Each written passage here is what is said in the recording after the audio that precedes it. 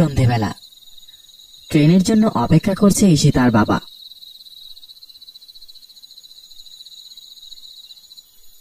কিরে মা ঈশিতা, এত দেরি হচ্ছে কেন? অন্ধকার হয়ে এসেছে তো। বাবা, আমার আগের ট্রেনটা মিস হয়ে গেছে, এখন পরের ট্রেনে উঠেছি। তুমি আমার জন্য অপেক্ষা করো না, আমি বাড়িতে নিজেই চলে আসব। না না না না না, আমি এখানে অপেক্ষা করছি, তুই তাড়াতাড়ি আয় মা। কিন্তু আমার পৌঁছতে পৌঁছতে তো রাত হয়ে যাবে মনে হচ্ছে, তুমি পারবে?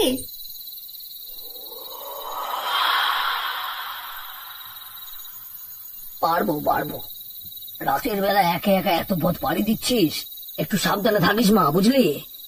আচ্ছা বাবা, তুমি চিন্তা করো না, আমি খুব তাড়াতাড়ি তোমাদের কাছে চলে আসছি। আয় আয় আয়, কতদিন তোকে দেখি না রে। বাবা, তুমি তোমার রাতের ওষুধটার সাথে এনেছো তো? হ্যাঁ হ্যাঁ মা, এনেছি। তবে তা তাড়াতাড়ি খেয়ে নাও, বুঝলে? কোনো ওষুধ মিস করা যাবে না। আচ্ছা, তুমি তাহলে ওষুধ খেয়ে নাও, আমি রাখছি। ঠিক আছে রে মা, ঠিক আছে। ঈশিতা ফোন কেটে বেগে রাখবে, এমন সময় একটা আওয়াজ শুনতে পেল সে। দেখলো সেই বৃদ্ধ মহিলাটি পড়ে গেছে, মহিলাটির মাথা থেকে রক্ত বেরোচ্ছে। ঈশিতা ছুটে গেল সেদিকে। শুনছেন? এই যে শুনছেন, আপনি ঠিক আছেন তো? কেউ কি আছেন? আমাদের একটু সাহায্য করুন না। Excuse me.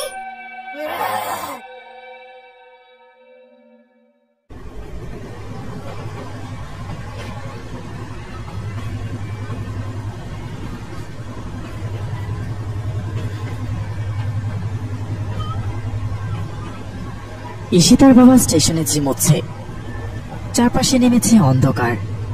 এমন সময় ট্রেনের আওয়াজে ঈশিতার বাবার ঘুম ভাঙল। তিনি দাঁড়িয়ে মেয়ের জন্য অপেক্ষা করতে লাগলেন।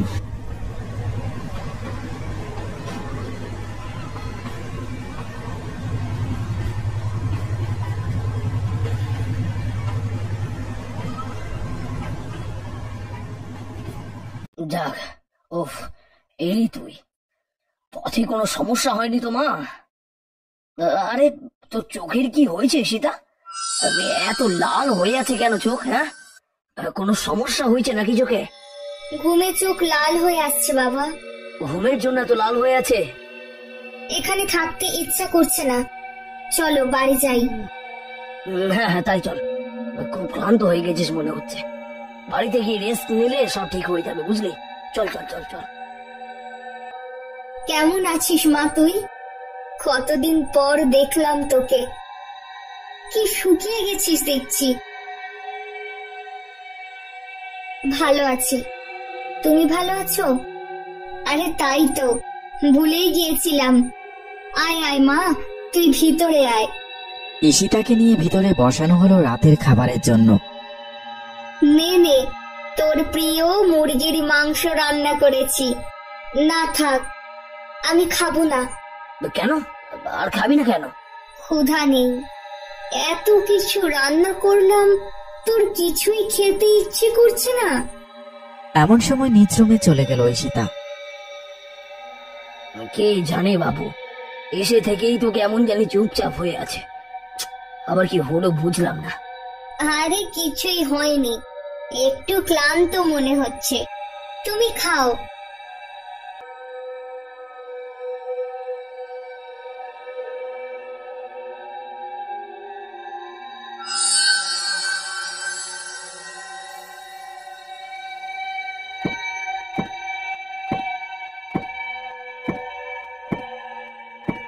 গভীর রাতে কারো চলার শব্দে আমার ঘুম ভেঙে গেল।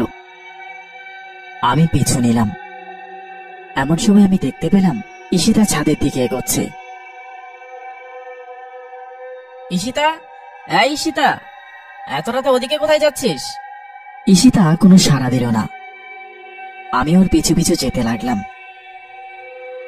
ও ছাদের রেলিং এর উপর উঠে হাঁটতে লাগলো।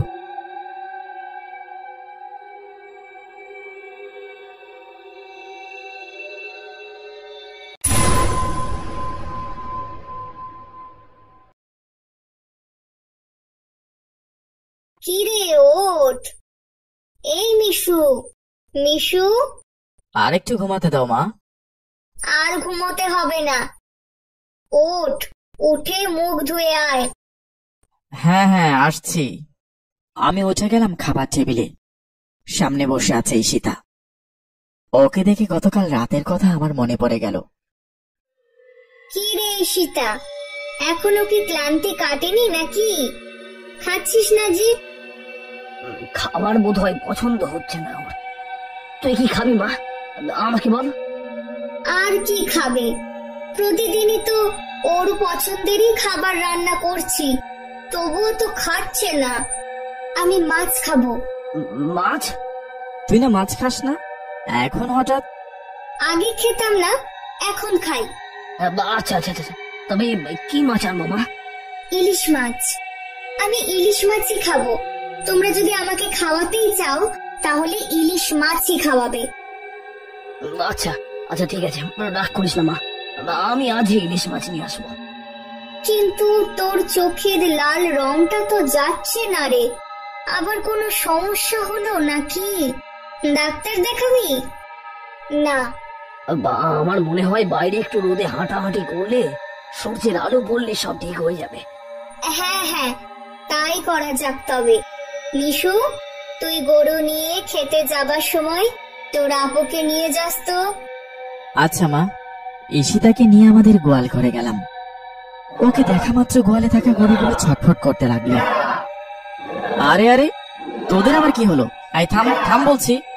আমি একটা গরু টানতে লাগলাম, কিন্তু গরুটা কোনোভাবেই বেরোতে চাচ্ছে না। ঈশিতা, গরুগুলো বের করতে আমাকে সাহায্য কর। ঈশিতা এগিয়ে এসে গরুটাকে ধরতে গরুটা মাটিতে শুয়ে পড়ল। এইভাবে আমার কাজে বাধা দিলে পরের বার এমনই দশা হবে তোর। ঈশিতা বসে টিভি দেখছে। এমন সময় আমি বাবা মা দুজনকে আমার ঘরে ডাকলাম। তোর আবার কি হয়েছে? দরজা আটকালি কেন? বাবা মা, তোমাদের সাথে আমার একটা জরুরি কথা আছে। কিন্তু তার আগে বল, আমাদের গরুর কি হয়েছে, এখন কি অবস্থা? বাবা, তার চেয়েও বেশি জরুরি কথা আমি তোমাকে বলতে চাই। তোমরা মনোযোগ দিয়ে আমার কথাগুলো শোনো। আচ্ছা বল। আমার মনে হচ্ছে ঈশিতার মধ্যে কিছু ভর করেছে। কি বলছিস এসব? হ্যাঁ বাবা, আমি যা বলছি ঠিকই বলছি। ওখানে যে বসে আছে সে আমাদের ঈশিতা না, ওটা অন্য কেউ।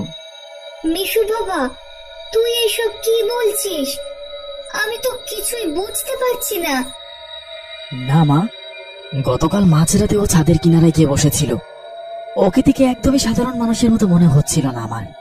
তারপর আজকে সকালে ও গরুগুলোর কাছে যেতেই গরুগুলো অসুস্থ হয়ে পড়ল। ওর মাঝে অশুভ কোনো শক্তির প্রভাব আছে। আরে ধ্যাৎ, কি আবল তাবল বলছে এই ছেলে। পড়ালেখা ছেড়ে সারাদিন মোবাইল নিয়ে বসে থাকলে এসব ভূত প্রেতের কাহিনী মাথায় করবে। না না, তোর বোঝার চেষ্টা করো, আমি নিশ্চিত। হয়েছে হয়েছে, অনেক কথা হয়েছে। এখন আর আজে বাজে কথা বলে সময় নষ্ট করিস না। আমার সাথে আয়, গরুকে ওষুধ খাওয়াবি চ। এগুলো সব হচ্ছে কাজে ফাঁকি দেওয়ার ফন্দি, আমি বুঝি না। না বাবা, আমি সত্যি বলছি। ঈশিতার মা, তুমি ইলিশ কেটে রান্না শুরু করে দাও। আমি আর মিশু একটু বাইরে থেকে আসছি। হ্যাঁ। এরপর আমি আর বাবা বাইরে চলে গেলাম। সেই সময় মা রান্নাঘরে যেতে অবাক হয়ে গেলেন। সে দেখল ঈশিতা রান্নাঘরে বসে একটি কাঁচা মাছ খাচ্ছে। মা বিছানায় শুয়ে আছে, আমি আর বাবা মার পাশে দাঁড়িয়ে আছি। এখন কেমন লাগছে ঈশিতার মা?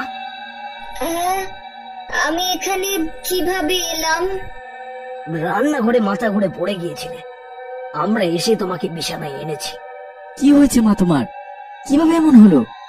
ঈশিতা, তোমাকে বাসায় পড়ে থাকতে দেখলেও আমরা ঈশিতাকে পাইনি ঘরে। ঈশিতার বাবা, আমার মনে হচ্ছে মিশুর কথাই ঠিক ছিল। এটা আমাদের ঈশিতা না। থামো তো ঈশিতার মা, কি আজব আজব কথা বলছো? না না, আমি নিজ চোখে দেখেছি ঈশিতাকে কাঁচা মাছ খেতে, তারপর ওর ঘাড় উল্টিয়ে আমার দিকে তাকানো। থামো তো ঈশিতার মা। না বাবা, তুমি নিজের চোখে দেখো।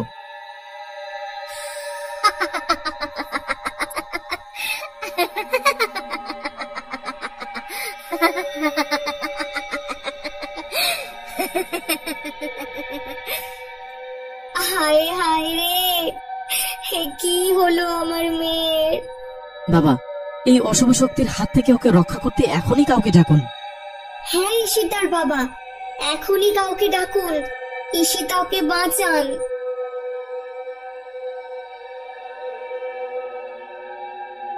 ঈশিতা যে গাছটিতে উঠেছে সে গাছের পাশে উঠোনে বসে আছি আমরা। মাঝখানে আগুন জ্বালিয়ে বসে আছে একজন কবিরাজ। আমরা সবাই ভয়ে ভয়ে তাকিয়ে আছি ওর দিকে। আমাকে কিচ্ছু করতে পারবি না তোরা, কিচ্ছু না। এই নাম বলছি, নাম, এখন এর কাছ থেকে নেমে পড়, নাম। না না, আমি নামবো না। তাহলে? এমন সময় গাছটিতে পানি ছিটিয়ে দিল কবিরাজ। সাথে সাথে চিৎকার করে কেঁদে উঠল ঈশিতা। ছেড়ে দে আমাকে, ওই পানি আর ফেলবি না বলছি।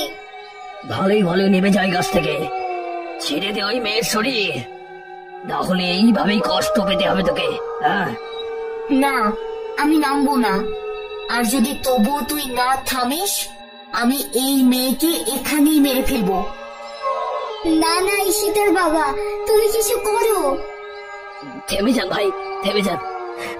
আমার মেয়েকে মেরে ফেলবে ওই আত্মা, কাজে বাধা দিবেন না ভাই। ওই আত্মার কথায় ভয় পেয়ে গেলে আপনার মেয়েকে রক্ষা করা যাবে না। চলে যা, চলে যা তুই এখান থেকে, ছেড়ে দে আমাকে। বলতে না বলতে কবিরাজ আবার পানি ছিটিয়ে দিলে। সাথে সাথে ও চিৎকার করে এক লাফে নেমে এলো মাটিতে। কবিরাজ একটি মন্ত্র পাঠ করা মাত্র ঈশিতা ছিটকে পড়ল মাটিতে। এবার কবিরাজ একটি পাত্র নিয়ে এগিয়ে গেলেন ঈশিতার দিকে। ভয়ে ও পিছিয়ে যেতে লাগলো। না না, ওই পানির ছিটা দিস না আমাকে। তাহলে বল, বল তুই কেন এই মেয়ের শরীর দখল করে রেখেছিস? হ্যাঁ বল। আমার প্রতিশোধের জন্য একটা শরীর প্রয়োজন ছিল, তাই আমি এই মেয়ের শরীর ব্যবহার করেছি। কিসের প্রতিশোধ? হ্যাঁ কিসের? একবার আমি ট্রেন দিয়ে যাচ্ছিলাম আমার গ্রামের বাড়িতে। সেই সময়টাতে আমি একাই একজন যাত্রী ছিলাম। রাতের অন্ধকারে সেই সুযোগ নিয়ে ট্রেনের দুজন লোক আমাকে ধর্ষণ করে। এত ভয়ঙ্কর অপরাধ করার পরেও ওদের শাস্তি হয়নি, ওরা আমাকে ছেড়ে দিল না। সেই ট্রেনে খুন করে তারা আমাকে ফেলে দেয় একটি পাহাড়ি অঞ্চলে। আমার লাশটাও কেউ খুঁজে পেল না। আর ওদের শাস্তির ব্যবস্থা তো দূরের কথা। আর তাই আমি নিজের প্রতিশোধের জন্য অপেক্ষা করতে লাগলাম। দীর্ঘ 7 বছর অপেক্ষার পর একজন মেয়েকে পেলাম, যে কিনা আমারই মতো একা একা গভীর রাতে ট্রেনে ভ্রমণ করছিল। আর সেই সুযোগে আমি ওর শরীর ব্যবহার করে আমাকে হত্যা করা সেই অমানুষগুলোকে মারতে সক্ষম হই। তাহলে প্রতিশোধ নেবার পর কেন তুই ওর শরীর ছেড়ে দিলি না? আমি শুধু চেয়েছিলাম কিছুদিন ওর শরীরটা ব্যবহার করতে। অনেকদিন পর মানুষ হয়ে বেঁচে থাকার স্বাদ জেগেছিল আমার, কিন্তু ওর অথবা ওর পরিবারের কোনো ক্ষতি করার ইচ্ছা আমার ছিল না। কিন্তু তোকে তো এখন ছেড়ে দেওয়া যাবে না। না না, আমাকে বন্দি করো না। আমি দীর্ঘ 7 বছর পর এখন নিজের আত্মার শান্তি ফিরিয়ে এনেছি। এখানেই আমাকে মুক্ত হতে দাও। কিন্তু তুই যে আবারও কোনো মেয়ের শরীর দখল করবি না, এটার কি প্রমাণ আছে? এখনই আমি মুক্তি হতে পারবো এই পৃথিবী থেকে। তুমি আমাকে বন্দি করে রেখো না। তোদের আমি বিশ্বাস করি না। না ভাই, এই মেয়েটাকে ছেড়ে দিন। ওর সাথে অনেক অনেক অন্যায় হয়েছে, এখন ওকে আর শাস্তি দিয়ে কষ্ট দেবেন না, ওকে ছেড়ে দিন। হ্যাঁ, ওর মতো আমাদেরও একটা মেয়ে আছে। পথে ঘাটে এভাবে নিষ্ঠুর ভাবে আমার সন্তানকেও কেউ পারলে হত্যা করতে পারত। তাই এই মেয়েটার প্রতি আর কোনো অন্যায় আমরা করতে পারি না। আপনারা যদি তাই চান তাহলে তাহলে ঠিক আছে, তাই করছি। অসংখ্য ধন্যবাদ আপনাদের। আমার পরিবার থাকলে হয়তো তারাও আমাকে এভাবেই আঁচড়ে রাখত। ভালো থাকবেন। ঈশিতার কাছ থেকে আমি ক্ষমা প্রার্থী। একটা বাতাসের মাধ্যমে চলে গেল আত্মাটি। ঈশিতা অজ্ঞান হয়ে পড়ে আছে। আমরা সবাই অবাক হয়ে তাকিয়ে আছি আকাশের দিকে।